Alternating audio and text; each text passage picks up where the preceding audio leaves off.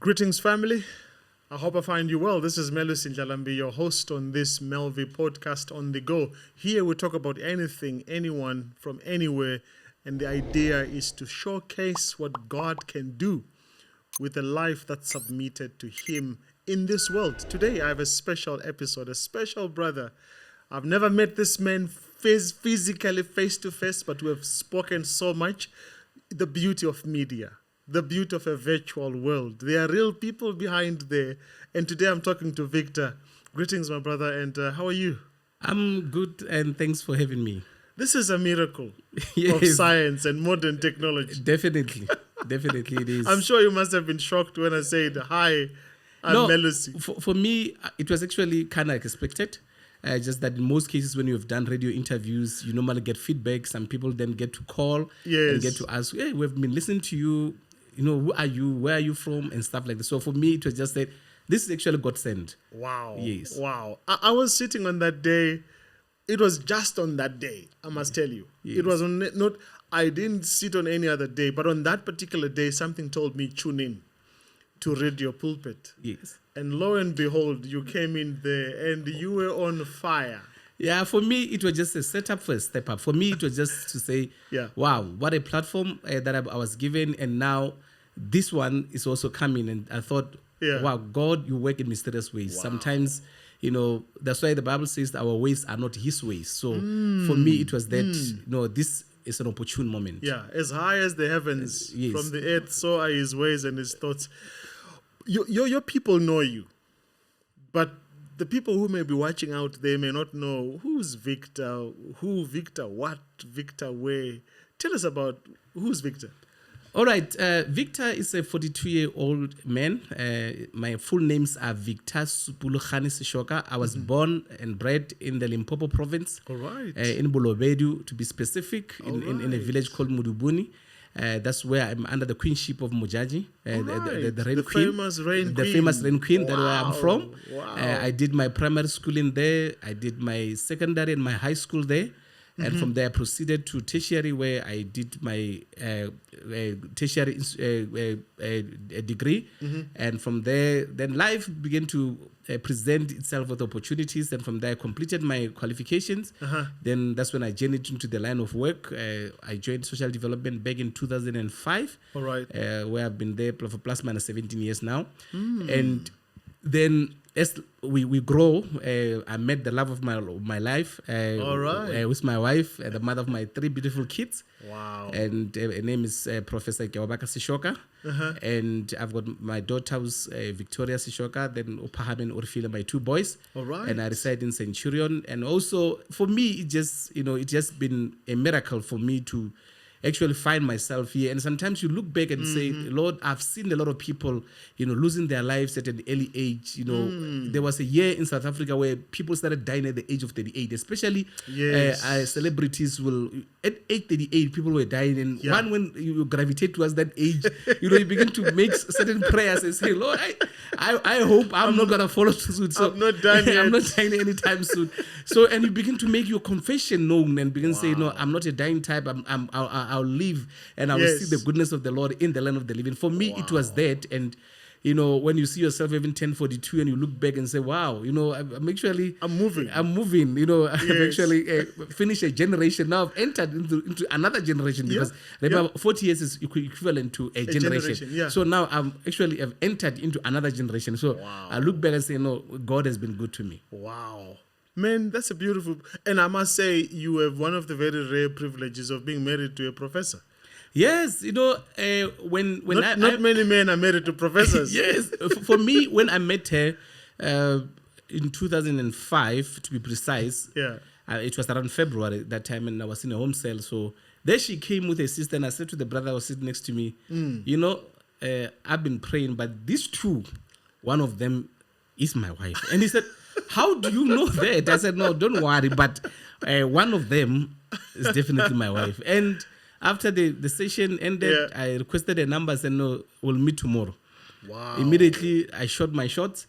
We had lunch. Yeah. From there, we started now getting to know who she was, and she was still studying the University of Pretoria. All right. She was doing a junior degree by then. Then we started talking. I wanted to know where are you going in life? Because that's very critical to want to ask. Where are you from? And where are you now? And where are you going? So she said, no. Can I accompany you? Accompany you on the journey. She said, yes, no, this is what I want to do. And that time I was writing books, and she was studying publishing. Then I said, wow, it's like I'm putting my hand in the glove, and it fits so well. And she published my first book, then everything became history. So, and for me, it was just that. And I asked her a question. What is your plans for the next 5 years and to 10 years and stuff like that? And she says, I want to see myself as a doctor at the age of 31. Wow. And that's my goal. I said, fine. Now we pushed, she graduated. Then she went to the place of work for a year. After that, I said, hey, remember the dream. You're not done yet. You're not done. The dream said you must be that which you wanted to be. I said, what should I do? Then I stumbled into an advert. I think it was from one of the department, Sports, Arts and Culture. And I said, look here, there's a bursary opportunity. Then she applied. And now those people wanted people who were from the Eastern Cape. And they only did not see either Eastern Cape or Western Cape. But now the numbers that she used, because she was using a parent's number, was 012. So those people thought it was a 021 somehow. Then she got accepted. She went to study honors at Rhodes University.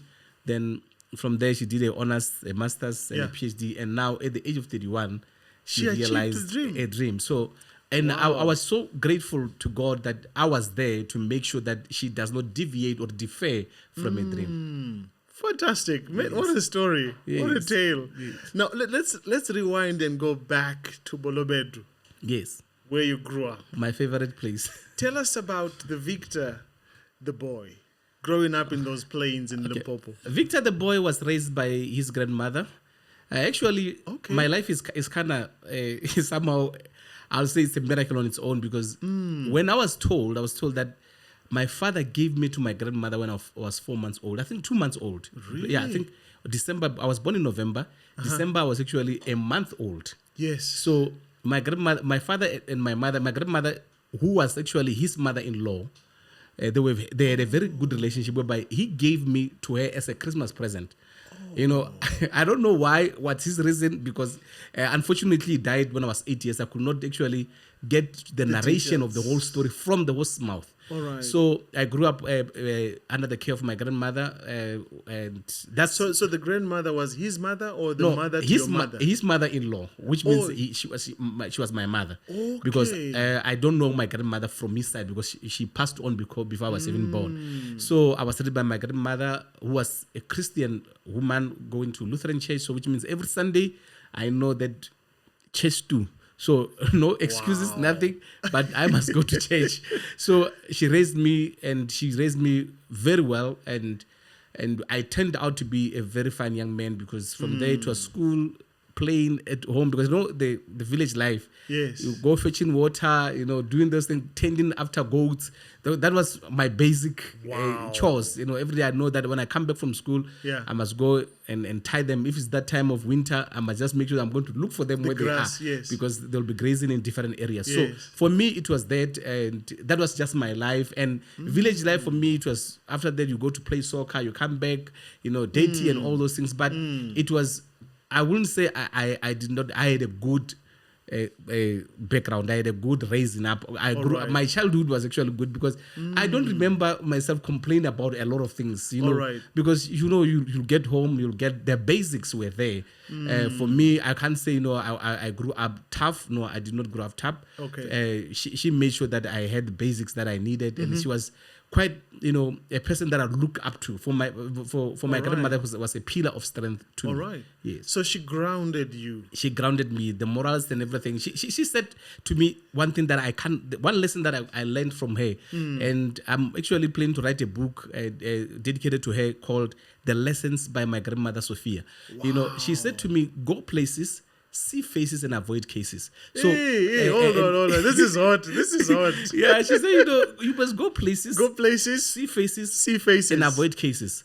Oh my Lord! In essence, she was saying to me, you can go anywhere you want to go in life, Yes. but make sure that you don't find yourself in the wrong side of the law, and make sure that you avoid at all cost Yes. wrong friends. You avoid at all cost wrong company, because we all know bad company corrupts good character. So It does. for me, I had to live with those ways. Sometimes when you're in tertiary, you remember the ways, and you want to do something funny, and you remember with all that freedom that you now have. You now have, but the lessons don't disappear. The lessons will stay with you for the rest of your life. And I've become this man because of the lessons that she has taught me. And she taught me a lot of things. Before I could actually understand psychology or even actually take it as a course, I had to then understand basic psychology that she taught me.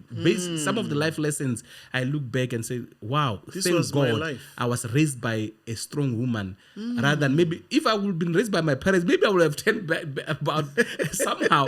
But now I'm glad that I was raised by her. Yeah. Yes. So here she is grounding you in values. Yes. I'm sure she might not even have attended a classroom somewhere. No, she did. She did, but she understood basic value for life. Value for life. And principles for life. Yes. Now, your primary life, you said you learned in the local village in Bolobedu. What are some of the memorable experiences you have that you say, this actually shaped me? In primary or high school. One thing that was quite interesting, that the primary school that I went to is called Shoton Primary School, and thank God for them. It was a primary school that, we all knew, and surprisingly, I was born just my house where my parents are. Is just next to the primary school. Okay, but I did not go to this primary school particularly. I went to the one that was a bit further. Yeah, and they sent me to the next village, which is just a neighboring village. Oh. And they said that one's education was proper, that one's discipline was proper, so we were sent there. Wow. So when people run from that side, they'll go to this one next to my home. So I was actually sent to the one that was tough. And when you get there, there was one family member who we knew. There was a teacher there that, that one they used to deal with you. So you wouldn't misbehave when you are there. He was gifted with discipline. Yeah, they were gifted with discipline. So I went to that. I did my, that time it was Sub A and Sub B. Then I did standard 1, because we did standard at that time. Because I started my school in around 1986. So it was quite, in those times. So for me, it was quite a journey, and you quite to learn. And I still remember my grade 1 teacher, for that matter, because Mrs. Moremi, and she initiated you. She initiated me, and Miss Khutabu. That those are the ones that initiated us. When you get to standard 1, there were other teachers. Then we're moving right along, but we turned out to become disciplined kids. Wow. And we knew, and most of the things that I observed, even though I cannot quantify it as research, but I've realized that majority of the kids who went to that primary schools particularly turned out to become better people. All right. And it was the discipline. Discipline, yes. Because when in Zulu we say semans, yes, which means you shape the skin of an animal while it is still wet. You don't wait for it to be hit by the sun to be tough, because at that point you try to mold it, it will break. True. And so early on, there's education that they implanted in you, which then turned out to be the seed that made you the person you are today. Definitely. But let's talk a little bit about discovering who you were, because that doesn't happen in a classroom. It doesn't. It happens as life is going on. I grew up as one who loves soccer so much. I was a soccer player from my primary. I played in high school. And when which position were you playing? At primary, I was a goalkeeper. When I got to high school, I was actually playing as a defense at number 4. All right. Then when I went to tertiary, I was still playing soccer also. 1999, I attempted to go to trials at Sundowns, and I got injured. Then from there, I said, "Oh, really?" Yeah. So I said, "No, I'm just gonna focus on studies and stuff." But for me, the aha moment turned out sometime around 1999. I was staying with my aunt at Mpumalanga at a place called Kwamhlanga. Yes. And there's a Kwamhlanga, there's a village there called Polar Park. Yes. And as I was staying with her and pursuing my education, then one day, there was actually incidences of children getting hit by cars when they cross over to go to school. That highway. The highway, the Kwamhlanga, that Moloto Road, yes. And I sat alone and said, "Mother, what can I do to eliminate this problem. And that's where I discovered my community, my philanthropic side of me. Okay. Then I said, no, man, there is an empty space here, just next to my house. And when you go there, we used to play there. There's an empty, big land. Big ground, yeah. And I said, this land can be utilized for something else. Then I went to this old man just next to my house, Mukwana, just neighbor, and I said to him, Mukwana, hey, I think we need to do something about that land. They said, no, that's a good idea. So he called another man then in Mukonyama, then there were about 4 men. All right. I said to them, let's rather build a school here. Okay. They said, yeah. I said, yes. I said, how do we do it? And where do we start? I also don't know. But I thought, okay, fine. Here in Komtlanga, there is Department of Education. All right. Let's rather go there and go inquire. Then I took the old man, we took a taxi, then we went there. How old are you at this age? I was at least around 18. You're still in school? Yes, I was actually in tertiary. So I was doing my first year. So wow. I went with them there. We met with Ntate Mahlangu, who was the then district head of education there.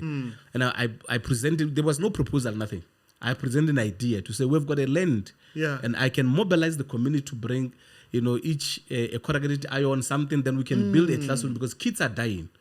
Trying to cross to the other side where the school is. And the guy looked at me and said, young man, how old are you? I said, no, I'm 18. Just actually turned 18. I said, okay. And then you have got this idea. I said, yes. Then he gave me the forms. We filled the forms. We actually applied for the school. Wow. Then we came back, and when we came back, we called a community meeting where we started engaging them to say, we want a school here. So, and they asked me, what will be the name of the school? Yeah. Okay. Then I realized, okay, we are in the Mpumalanga side. Yeah. And I was following a bit of politics because I was from Kosas at that time. All right. And I joined Sabc at high school. Then I realized I was reading about a man that was called John Langalibale Duve, who was a pastor and also the founder of the ANC. And I said, let's call it Langalibale Primary School. And a mistake I made, I could have called it my surname, Seshoka Primary School. But anyway, so it was not to be. So we called it Langalibale Primary School. Yeah. And we started, and the education started supporting us. I hired teachers at the age of 18. I was the one who was doing interviews because the old men that I was working with, some of them didn't go further in school. With education. So they didn't know the experience. Yeah. And I don't know, I had to just, that time just look at you, give us your CV, we check, you've got a degree, then come on and assist us. And they came and volunteered there, teacher volunteered, and the school was running. Wow. And we had we did grade 1, and it was only few. Then they came. The next year, the department registered the school. They came. Now they launched the school officially. With all the support. The school started going. They came and they did. And the old men and myself were part of the SGB. Wow. Then by that time, I was still a student, but we continued. We had the school. I have one friend of mine who might be watching, Jeffrey Mukwana. Yeah. He can attest to that. He's the son of one of the men that I started the school with. All right. He's a friend of mine. So the school initially took off. So you discovered your passion by looking at the problems and trying to solve them. Yes. Wow, that's amazing. And you're still in high school? I was doing my first year. Your first year in university? In university, yes. Which program were you studying then? I was that time. I was doing my first program that I did that time. It was a community development that I was doing now. Which actually initially became what I did. But that time I was doing information science. Oh, so before I ventured... Totally different. Yes, before I ventured into community development, I was doing information science. And little did I know that actually community development was actually calling me by the back doors. So, yeah. So this school is still there? It's there. It's physically there. And I'm actually planning to go visit it in the next year. And just to donate school shoes and other things to the kids. I would love to be there. Yes, and also capture the moment, yes. Because I thought as part of my journey, I want people to know. And as I do next year on my 43rd birthday, I want to do a reflection of my journey. Wow. Man, this is unheard of. Yes. In fact, I can identify with this because driven people are often passionate. Yes. And they're often ahead of their years in terms of achievements. If I start to ask for your achievements right now, people would think you're 60 years old because you have achieved things that people who are even 60 are struggling to. Yes, it's quite funny. But how did you then develop this passion that you then discovered in that area into something that you're I know you've registered a foundation. Maybe tell us about the work that you do with the foundation. All right. From then, 2009? It was 1999, 2000, 2001. Then I left that area, and I came to Pretoria. I stayed in Pretoria. From there, it was schooling. Then from there, work. Then fast forward, 2003, I was studying project management when it was unheard of. I did a diploma in project management in 2003. When I stumbled into a newspaper and I realized project management. What is this animal? And nobody told me anything about it. But I said, no, I want to study this thing. And I went. I called and I made all the necessary arrangements. I went and I studied project management in 2003, where I initially got my diploma. But I was given a project that needed to before you pass, you need to go and do a project that will come and be certified. They can come and check as a part of portfolio. Then I chose a brick manufacturing project. And when everybody chose this, elusive and chose this, things that fancy projects, I decided to choose a brick manufacturing project, and where I thought, let's make bricks, but utilizing, this brick making machine, but let it be electrified, so that it can produce more bricks faster, efficient, and so on. So I did that, and I went there, and wow, when we came to presentation, my project got an A mark. Wow. Because everybody else wanted to be sophisticated, but I went for practicality. So when they came and measured, they realized that mine was more practical. So I started developing the love of going back to what I actually used to do before. So it went silent up until 2006. When I found I was staying It went silent because you had things you were doing, right? Yes. You were working, you were enjoying social development. 2005, somewhere, I then, 2005, 2004, I then was staying in Denville in the west of Pretoria. Then I was in a church and I was looking at the youth in the church and the youth outside the church. I said, this is not what the youth are supposed to do. So I founded an organization called Youth with a Vision. And then whereby I wanted to bring the youth from different churches that we can do things outside church. We wanted to do things outside. We wanted to do concerts, camps, and stuff like that. I started the foundation, the organization then, Youth with a Vision. Then we ran, and we hosted even international speakers and stuff like that. It was quite big. Wow. And up until somewhere when I got married, and I got married in 2006 officially. So, but we kept on working on it and working with the organization. You had a vision to have one of the largest mentorship. Yes. Talk to me about that, because I heard you talk about it. Yes. My vision was actually to have a mentorship program that can cut across Africa, because my passion is of an African child. I want to see an African child, being empowered, an African child having access to opportunity holistically. And for me, it was saying, if not me, then who? Then in 20... If not now, then when? Because I don't subscribe to the issue of youth of tomorrow, leaders of tomorrow. They are the leaders of today. We just do not want to give them platform. The reason why these old men who are sitting in parliaments and in politics, who are controlling our governments in Africa, will be saying, no, you are the futures of tomorrow. No, we are not. These young people are the futures of today. So give them a platform so that they can actually realize their dreams. And today, not tomorrow. So 2012 came, then an incident happened in Johannesburg. I'm a person who's pressured or maybe motivated by incidences. An old woman from the Eastern Cape came to Johannesburg to enroll a daughter at UJ, University of Johannesburg.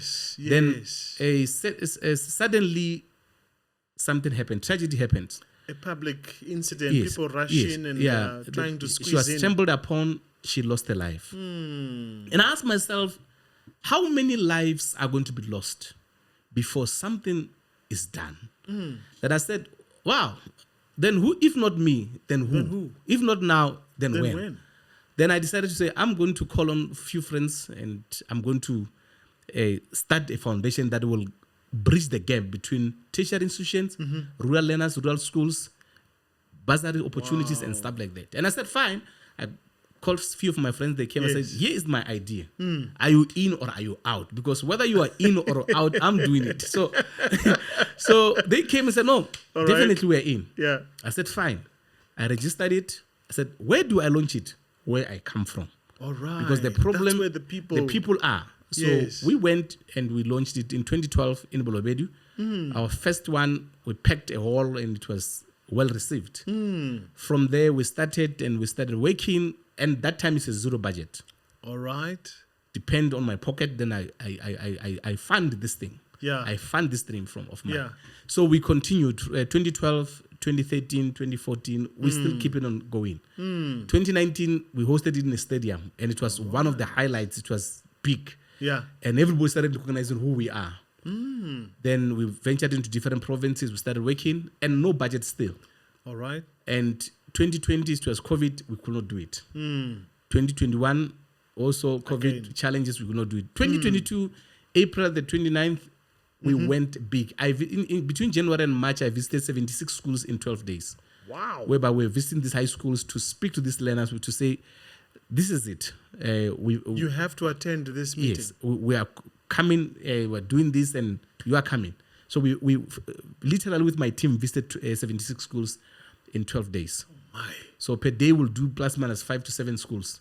Politicians don't even do that for campaigning. They can't do that. So we then planned the Career Expo. It came on the 29th. We packed a stadium. It was 6,000 learners in attendance. And for me, it was the highlight because that was the biggest Career Expo in the country that I know of. That we managed to host this year. And for me, with my team, because our vision is simple. We want to educate 1 million African children. Wow. That's our vision. And it does not only talks to South Africa, it talks about the Sabc region, it talks about whoever opens their doors for us to come. Next year we're doing Zimbabwe with one of my friends there, so who started with me long time ago. He said, no, you are not leaving me alone. I said, no, we're coming to Zimbabwe, so we'll be doing Zimbabwe, we'll be doing Botswana and Lesotho and other places, so but with different times and years. So what is the vision here?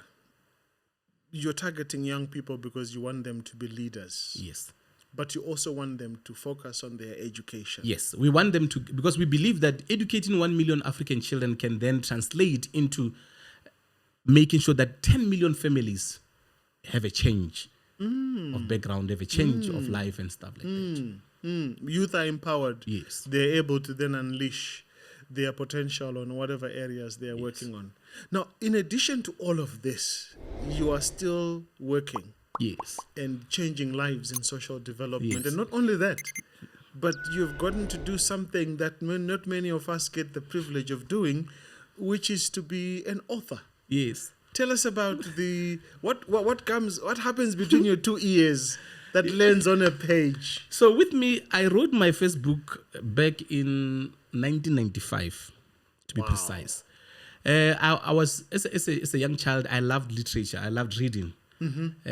For me, even now, I also have a campaign on Facebook where I encourage people to read. Yeah. So I stumbled into a book by Zig Ziglar.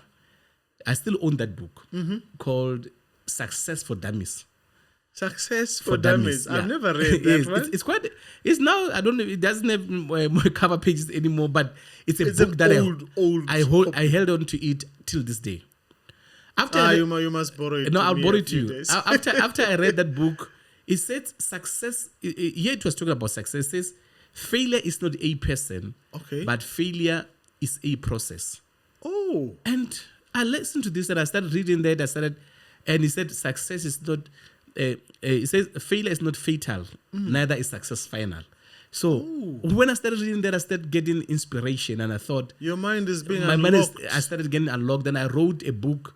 Then after writing that book, it did not take off because I did not understand or maybe get a person who can publish the book. And I tried to ask teachers for assistance, and my book ended up getting lost somehow. Oh.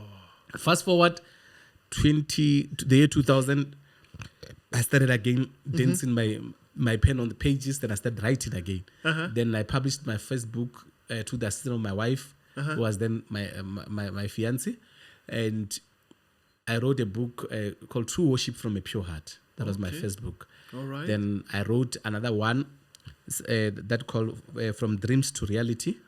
Then I read the third one, See the Promise and Pay the Price. I wrote the fourth one, Overcoming Failure. I wrote the fifth one called Still Under Construction. Wow. And currently, I've just completed 2 books that are ready. One is Addicted to Success. Another one is called A Mindset of a Winner. So, and I've actually, apart from that, I've got a lot of books that I've written that are on my laptop. I think over 14 books that I have that, and that I'm still thinking of the right time just to release them. Yeah. I'm thinking about the one where you talk about under construction. Still under construction. What was the thinking around that? All right, I'm one person with a very funny mind, I'm telling you. So one day I'm driving to Johannesburg for a meeting, and as I'm driving, I was passing Allendale Road. Then I'm seeing a board of Mall of Africa. And that was back in around 2014 or 2013. It's written, still under construction. Underneath is the word coming soon. Hey, this word stuck with me as I'm driving to Johannesburg. And I'm driving back and I'm seeing the same boat again. And Every day. It was 5 days when I was going for training. It speaks to me. Yeah. Then I said, I know, I'm going to craft something. So I started writing down that topic. But I guess it's something you're feeling inside of you about yourself. About myself. You are the same guy who's afraid of dying at 38. Yes, now I'm here. So, and I'm asking myself, right, this is happening, and I think that time I was 35, I said, no, I'm still young. Now I'm exiting my youth age, but let me write this book because I believe that we tend to, as people, become impatient with ourselves. Yes. We tend to want to look at our neighbors and, desire what our neighbors have achieved. We tend to want to pressurize ourselves into getting things before time. We tend to want to see ourselves graduating at record time. We want to see ourselves getting money married, like now. Making money. We want to microwave everything so that, we can get all that we want, we can, and put it in a can and hide the can. So for me, was saying, wait a minute, you are still under construction. You are work in motion. As much as you see other people achieving certain things, one thing that I always do, I always talk about this analogy of a popcorn, to say popcorns are put in a pot on the same heat, same oil, same salt, and same pressure. Yeah, same pot. And same pot. But the secret about it is that not all popcorns will pop at once. Some will need to be returned back to the pot to receive the same heat, the same pressure, so that they can pop again. Even though at the first, others have popped first, and those people the people who have popped first, who have achieved things first, go on to enjoy their life first. It's okay. What we must do, there are some of us who have not popped. We must clap for them. We must applaud them. We must encourage them. Go on, brother. Enjoy that life. Do this and do that. Our time will also come. But the problem is we get to be impatient. And I always say to people, if you are not patient, you'll become a hospital patient. Because you're going to go out there and do the wrong things and end up getting hurt and bedridden at the same time. If you're not patient, you'll end up being a patient. Yes. I love that. So in essence, you're saying most of your book titles, if I recall them properly, they are meant to talk to someone to inspire them. Yeah, definitely. To keep thinking, to not check out of the race of life. Yes, like what I said. Going. What I said about, especially see the promise and pay the price. I said life is a product of investment. If you cannot pay the price, you're not going to see the promise. So, in essence, what it says is that you need to pay the price. Everything about life, there is a price to pay.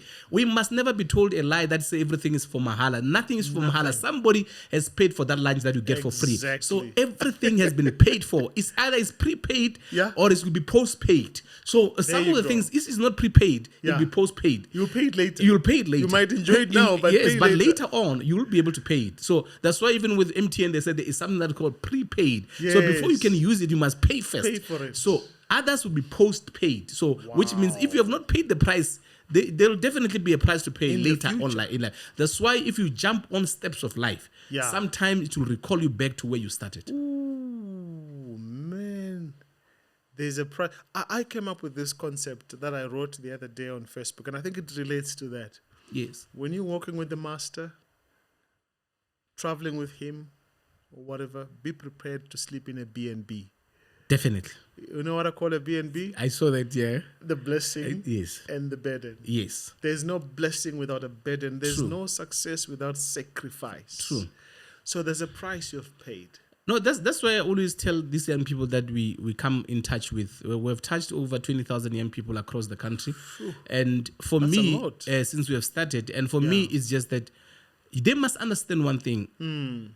Success is only found in the dictionary. It will be found after hard work.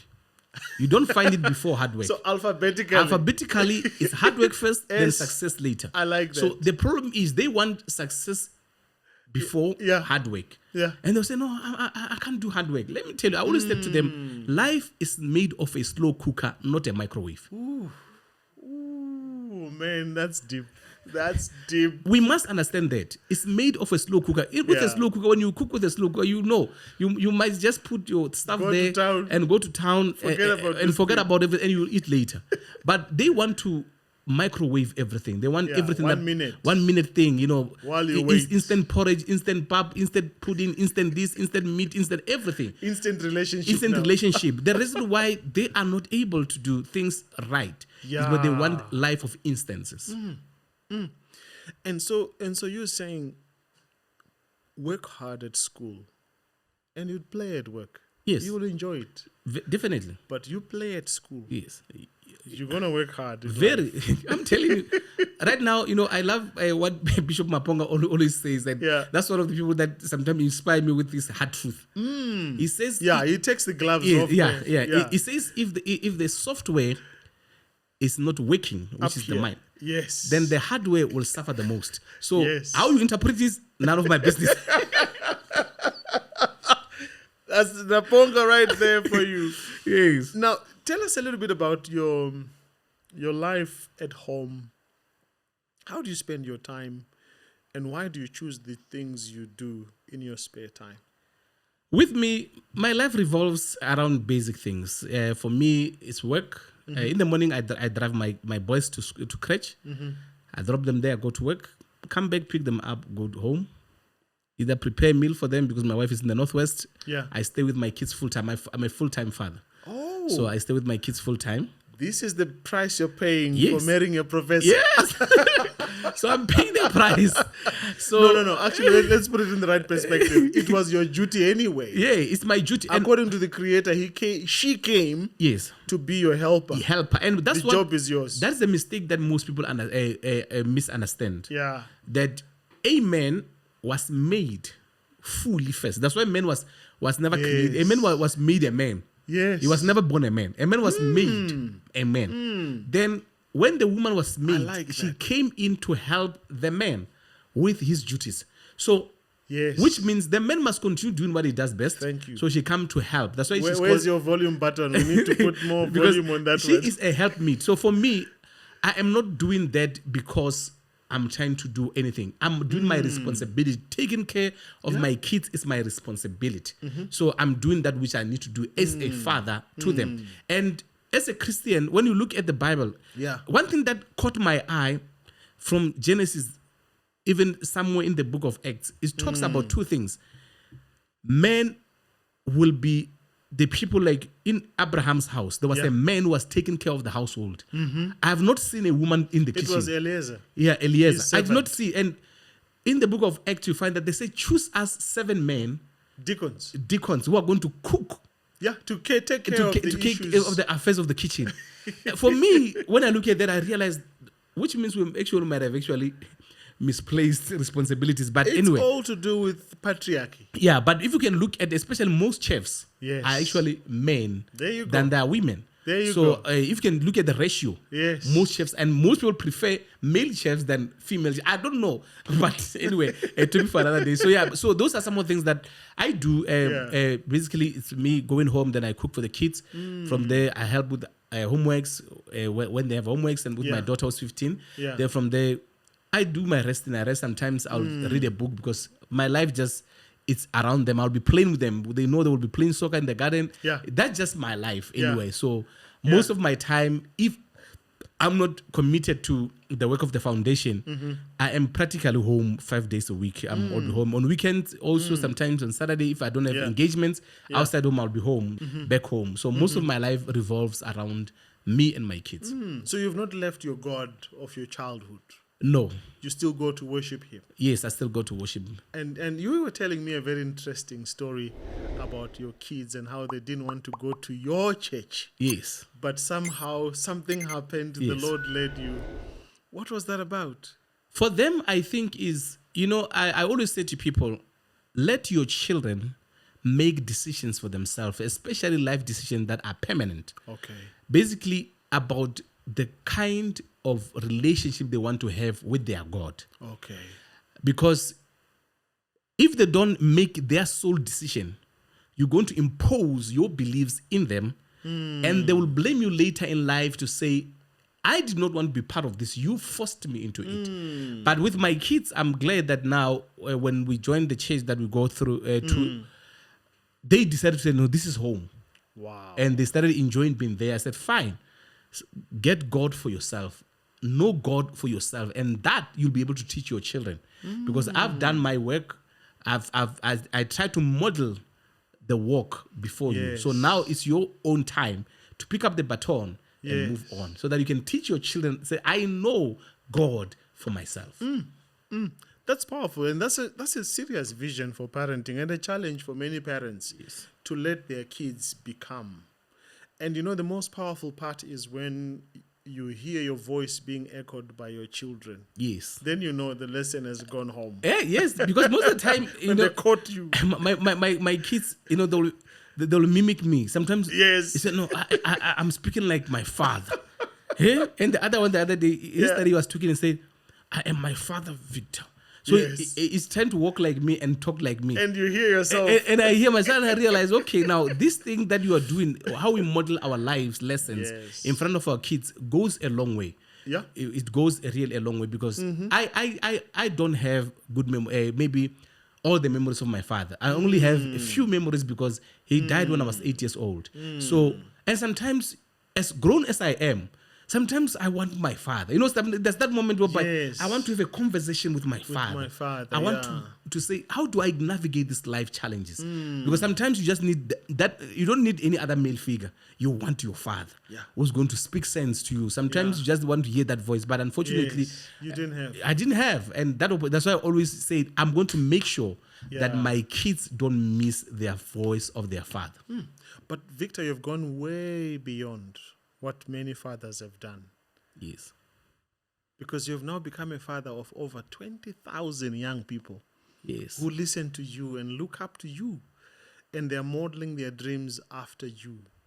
And that for me is a blessing. And I pray your foundation will be successful in everything that you're planning to do and anyone that you come across in your life. Because remember, it is about being a blessing. Yes. To others. True. Because when God blessed Abraham, he said, I'm going to make you a blessed man and you shall be a blessing. A blessing wherever you go. And I think I see it. And that's why I wanted to have a piece of it. And that's why I picked up my call and I said, I'm going to call this brother because I want to hear more. I think there's more from where that comes from. True. And so I'm so glad you came through today. And we had this conversation. I want to wrap this conversation with something very exciting. I didn't warn him about this one. This is up my sleeve. Things we have not talked about. I know you have published a number of titles of books. But if you were to publish the very next one, what will be the title? Right now, I'm actually been toying around a topic called Nothing Personal is Just Politics. It's politics. It's just politics. Talk to us about that title. What is it about? What when I look at life, I view life in different lenses. Okay. I don't know, maybe it's because of the persona that I am. But in essence, nothing is personal. Nothing's about you. In most cases, people think that it's all about you. No, it's not about you. Let go of your ego. Let go of your ego. Get rid of it. Just deal with the issue. For what it is. It is politics. Because everything about life It's politics. about power. It's about power. Who controls who? What happens here? That's why I'm saying nothing personal, just politics. Is that there is an engaging power, whether from the west to the east, but there is that colliding power. So most people think that this is all about me. Hey, what? And I always say to people, nobody's came to save you. Wow. Yourself. Nobody is coming in to save you. You're on your own. You are on your own. In this life, we saw during COVID, nothing, Sure. it's not personal. It's politics. I can identify with that. So it is all about us identifying who we are, what we want, and what we want to see ourselves becoming. No one is coming to rescue us. Whether in relationships, in marriage, in life, in business, no one is coming to rescue you. Stand up and do it for yourself. That's why I love the brand Nike. Just do it. Just do it. Regardless of who says what, who thinks of you, who want to do anything. Let me tell you, when I started the foundation, I did not go and look for funding because I know that funding will find me on the way. Yeah. That's why one of my key tagline there, we are driven by inspiration and we are fueled by passion. So for me, not by money. We're not driven by money. We're driven by inspiration and we're fueled by passion. For us, is that issue of saying nobody is coming in to help you. Nothing and personal. don't wish people and say, no, they've done bad on me and karma will... No, karma is not coming. No. You have got your fair share. You create your own karma. You have your own share of problems and challenges. Move on. Yo. When life hits, give you lemons, turn them into lemonade. If they throw stone at you, build something, a wall or bridge or something. Something that you can build. Build a castle. Do something about it. Yeah. Build a step ladder and go up. So it's up to you. If you're going to sit there and say, I've been done. Born, I can tell you. The world owes you nothing. The world owes you nothing. Wow. It's just politics. Yeah, nothing personal. So you're just saying politics. See things for yourself. Yes. Hear them for yourself. Yes. And speak for yourself. Stand up. Stand up for yourself. If something is not giving you joy, speak up. Because I like what one brother I'm doing a podcast with always says. He published this. He says, you're so rare, your parents should have copyrighted you. Definitely. And therefore, because you are one of the wonders of this world, that's Max Moyo. Yes. You are one of the 8 wonders of the world. Your parents should have copyrighted you. True. So why are you denying the world the true version of yourself? I always say, quite funny in my family. Yeah. If you can go on Facebook, we have got 5 Victor Seshoka of the same surname. Really? Yes. Related or just people from elsewhere? No, related. Some were from, the other 2 were from the same village and related closely. Wow. But out of the 5 Victors, they know when Victor appears, it's you, the real one. They must give way. Why? Because I've identified who I am. This is the brand Victor Seshoka that I've made. That's why when people talk about Sir Vic or Victor Seshoka, they're talking about me. Wow. And I make sure that they go in obscurity because I am the only one that I tell them every time. I say, guys, you must know one thing. It's me. It's me. Yeah. So everyone else is copywriting me. Yes. Yeah, you are subservient towards me. I must copyright my name. Yeah, my name, because now you're actually using that in my pleasure. Yeah. Without my pleasure, in my displeasure, you can't use the name. So I'm always joking that with them and saying, no, the real Victor is here. So you need to know who you are and be comfortable in who you are. That's the problem, that a lot of us are not comfortable in who we are. Yeah. So I am comfortable in who I am. And I am confident in who I am. Yeah. And I don't regret being born in the family I was born in. Yeah. I don't regret being raised in the village that I was raised in. I don't regret being who I am even today. I know for a fact that God had a special time creating who I am. You've almost answered the question I wanted to ask, but I'm going to ask it anyway. What is your worst nightmare? My worst nightmare is not being able to live long to see my children reaching their full potential. My prayer is that God give me long life so that I can see the other side, and I can see how these guys turned out to be in their future. Wow. there were days I used to pray that prayer until I realized I only have control of this very moment. Yes. I can't reverse time to the beginning of this interview. Yes. This session. Yes. It's gone It's and gone for good. Good. True. I can't even fast forward this interview True. Definitely. to the next hour. Yes. I have to live moment by moment. Yes. So what I've learned in that prayer is, Lord, my long life is in the moments Yes. that I spend With them. Yes. So give me the moments Yes. to create that legacy I'm looking for. You know, surprisingly, my daughter last week sent me a heartwarming message. She sent me a message and said, Dad, I know I don't usually tell you this, but I want to tell you I appreciate the times, the sacrifices, and everything that you do for me. Oh, that's and with nice. that, I want you to know that I love you. And I was busy on my laptop, and when the message popped in, I dropped a tear to say sometimes we don't see what we do to these guys. Yes. The goodness that we show to them, the sacrifice that we show to them. But when you get that feedback, then you begin to appreciate. It's medicine to your yeah, spirit. you begin to say, Lord, I might not have everything that they might need at a particular time. But the less that I have, I make sure that they enjoy the moment. That's why, you know, it is very important to live for the moment and wait for the things that are coming after. Absolutely. To make sure that every moment that you live in, Yeah. you make sure that it be the best moment of your life. Brilliant.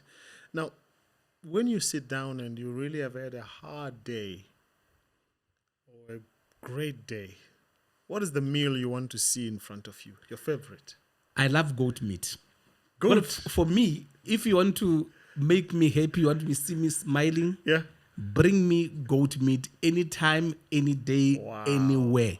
For me, if you want to touch my heart, most of the friends that are watching, they know that, hey, I love goat meat. Goat meat. I love goat meat. All right. And surprisingly, when I was growing up, I was looking after, I had about 21 goats that I was looking after. All right. And I had this grace of raising goats. They will give birth and stuff. Yeah. But that moment, I did not love goat meat that much. Up until fast forward later in life, and I started enjoying this delicacy of goat meat. And from there, I normally buy full goat from one of my friends who has a farm and go to the butcher and slice it and push it in the fridge. My kids know that there always has to be goat meat in the house. So if you bring me goat meat, I'm telling you, I can sit with you the whole day and I have my time. And you can unlock secrets to Secrets, Victor. yeah, because that's my favorite meal, yes. Yeah, like Isaac said to his son, go get me some meat, and the other one, Jacob ended up bringing a goat. Yeah. So you can unlock yourself by eating a goat meat. Definitely. So you heard that's how you can get him. But let's wrap this maybe and talk about your greatest joy in life. You know, my greatest joy in life is actually seeing life changed. For me, the reason why I'll go all out of my way to help people was that I believe that this was the reason I was born. I was born for this. I was born to inspire people. I was born to help people.